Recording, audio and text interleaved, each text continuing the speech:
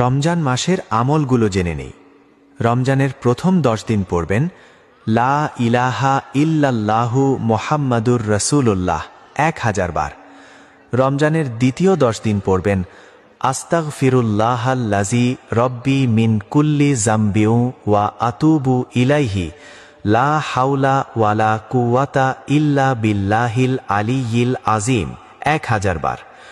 রমজানের তৃতীয় 10 দিন পড়বেন আল্লাহুম্মা ইন্নী আসআলুকা জান্নাতুল ফেরদাউস 1000 বার।